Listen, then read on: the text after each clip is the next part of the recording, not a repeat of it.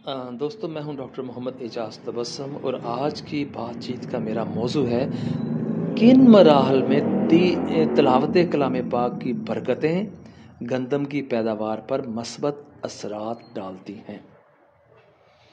तो किसान भाइयों, गंदम की फसल याद रखें कि शुरू से ही न सिर्फ हमारी तवज्जो मांगती हैं बल्कि रूहानी तौर पर भी कलाम इलाही की तिलावत की सूरत अगर इस पर तवज्जो दी जाए तो फसल की पैदावार पर खासे मस्बत असरात मुरतब होते देखे गए हैं।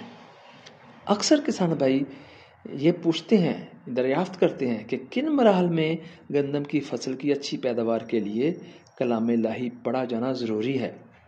तो उसके लिए तहकीक के मुताबिक 3 मौक़े गंदम की फसल पर ऐसे आते हैं जिन पर कलाम इलाही पढ़ा जाना अज़ हद ज़रूरी है।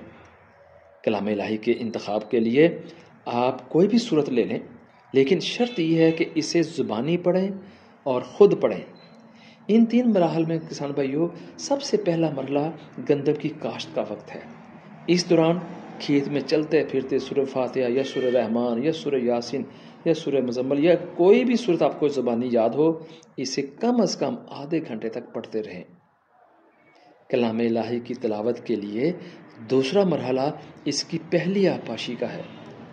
जब तक फसल को पानी लगता रहे या कम अज़ कम आधे घंटे तक आप तिलावत फरमाते रहें।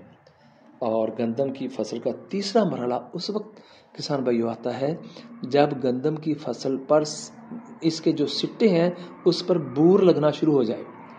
इस मरहले की ख़ास हदायत ये है कि मुसलसल 7 दिन तक हर रोज़ आधे घंटे तक तिलावत कुरान करीम करते रहें।